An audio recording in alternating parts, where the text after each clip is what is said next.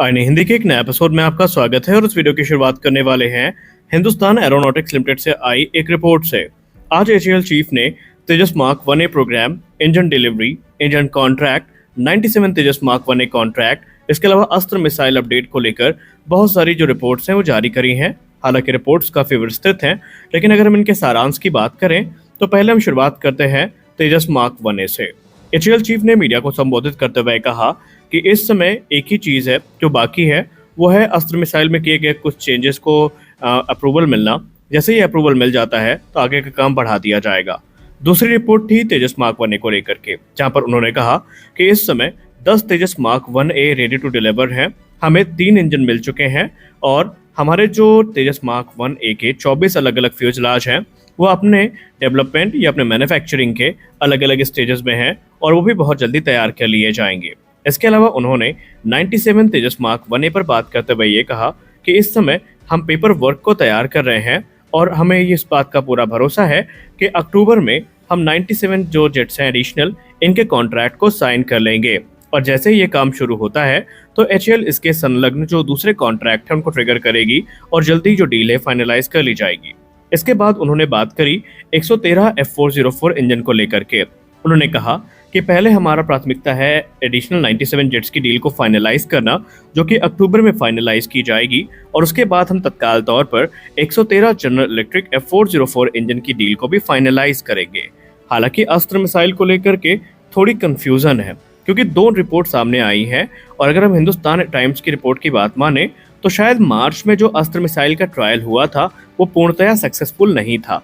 इसको लेकर के अभी हम पुख्ता तौर पे तो नहीं कह सकते, हमें कंफर्मेशन का वेट है, लेकिन एचएएल चीफ ने जो भी कहा है उसके हिसाब से अस्त्र मिसाइल का इंटीग्रेशन एयरक्राफ्ट के साथ पूरा किया जा चुका है। एरोडायनेमिक स्टडीज चल रही हैं और यहाँ पर यह बताया जा रहा है कि अभी तक चीजें सामान्य तौर पर ही चली हैं। हालांकि इसमें सॉफ्टवेयर में कुछ चेंजेस किए गए हैं और इस बार जब अस्त्र मिसाइल फायर करी जाएगी तो सबको बड़ी जो अपडेट्स हैं वो देखने को मिलने वाली है। हालांकि आपको यहाँ पर बता दें कि अस्त्र मिसाइल के जो सिलसिलेवार ट्रायल हैं ये शुरू हो चुके हैं और उन्होंने मीडिया को बताते हुए ये भी कहा कि 15 सितंबर को यानी कि कल के दिन 2 तेजस मार्क 1A फाइटर एयरक्राफ्ट ने एशरैम मिसाइल के जो वेपन ट्रायल्स हैं इनकी शुरुआत करी है ईस्टर्न सेक्टर में और जैसे ये ट्रायल पूरे होंगे तो इसके बाद जो अस्त्र मिसाइल के ट्रायल है इनसे शुरू कर दिए जाएंगे, जिसको CMILAC के द्वारा जो सेफ्टी रिव्यू है उससे गुजारा गया है। और इसके पहले मार्च में जो अस्त्र मिसाइल फायर करी गई थी वो पूर्णतः ऑब्जेक्टिव को प्राप्त करने में सक्षम नहीं थी, लेकिन अब यहाँ पर माना जा रहा है कि आगे के जो टेस्ट होंगे वो हमारे रिक्वायरमेंट के हिसाब से होंगे। तो ये कुछ बड़ी अपडेट्स हैं जो एचएएल की तरफ से साझा करी गई हैं। एक और चीज़ जो हमें जाननी होगी कि हमने दोपहर में या शायद किसी वीडियो में आपसे कहा था कि कावेरी डेरिवेट इंजन जो है ये तेजस को ध्यान में रखकर विकसित किया जा रहा है, तो हम गलत नहीं थे।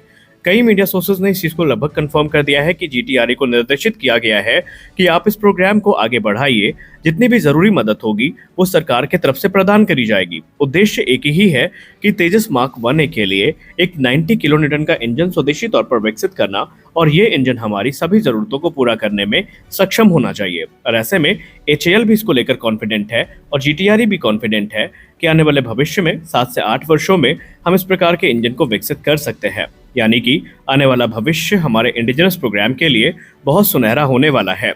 और रही बात, कुछ लोगों के प्रश्न आते हैं कि आखिरकार अगर 2 इंजन आ गए हैं तो तेजस को हम डिलीवर क्यों नहीं कर रहे हैं। देखिए, मेरा ये पर्सनल अनुमान है, हो सकता है मैं गलत हूँ, लेकिन अब मुझे ऐसा लगता है कि भारतीय वायुसेना इस समय अक्टूबर का इंतजार कर रही है और मेरा अनुमान ये कहता है कि एयरफोर्स डे के दिन दोनों एयरक्राफ्ट ऑपरेशनल कर दिए जाएंगे। अगली रिपोर्ट में बात करने वाले हैं MBDA के बारे में। यूके की मिसाइल मैन्युफैक्चरर ने एक ऐसी अपडेट सामने रख दी है जिसके बाद से हम ये कह सकते हैं कि भारत के तेजस की जो अब कह सकते हैं भूमिका है वो काफ़ी ज़्यादा बढ़ती जा रही है। एक समय यही MBDA थी जिससे जब तेजस के लिए मेटियोर मांगा गया तो उन्होंने कहा कि कंपैटिबिलिटी इशूज़ के कारण ये मिसाइल तेजस में इंटीग्रेट नहीं की जा सकती, लेकिन अब वही MBDA भारत में DRDO के साथ बातचीत शुरू कर चुकी है, जहाँ पर MBDA ने ये इच्छा व्यक्त करी है कि वो DRDO के साथ मिलकर के एक ऐसी मिसाइल पर काम करना चाहते हैं जो कि MBDA पर आधारित होगी, लेकिन ये एक नई बियॉन्ड विजुअल रेंज मिसाइल होगी जो कि मोस्ट एडवांस MBDA की टेक्नोलॉजी पर ही आधारित होने वाली है, लेकिन MBDA और DRDO की तरफ से इसको को डेवलप किया जाएगा। मीडिया संस्थान IDRW की रिपोर्ट की बात माने तो यहाँ पर एक जॉइंट वेंचर का प्रपोजल सामने आया है जहाँ पर इस एडवांस मीटियोर मिसाइल के डेवलपमेंट की बात कही गई है। और अगर भारत इस पे मान जाता है तो फिर भारतीय वायुसेना, भारतीय नौसेना दोनों के लिए ये जो एडवांस BBR मिसाइल है ये बनाई भी जाएगी और यहाँ पर फाइटर जेट को इनसे इक्विप भी किया जाएगा। हालांकि भारत अभी इस प्रोग्राम को लेकर काफी कॉशियस नजर आया है। इस प्रपोजल को काफी संदेहजनक नजर से देखा जा रहा है क्योंकि ऐसा माना जा रहा है कि अब भारत क्योंकि अस्त्र मार्क 1, अस्त्र मार्क 2 और अस्त्र मार्क 3 पर काम कर रहा है तो ये देखना काफी यहाँ पर इंटरेस्टिंग होगा कि क्या भारत इसको मानेगा भी या नहीं, क्योंकि अस्त्र सीरीज की जो मिसाइल है ये लगभग सभी रेंज और सभी हमारी रिक्वायरमेंट्स को पूरा करने में सक्षम है। एक तरफ जहां अस्त्र मार्क 1 110 किलोमीटर तक मारक क्षमता के साथ आती है तो वहीं अस्त्र मार्क 2 160 किलोमीटर से ज्यादा की रेंज ऑफर करती है। और कुछ एक्सपर्ट्स तो ये भी मानते हैं कि 60 से 80% कैपेबिलिटी रिजेम्बलेंस हमें जो मीटियोर है और अस्त्र मार्क 2 है इनके बीच में देखने को मिलता है।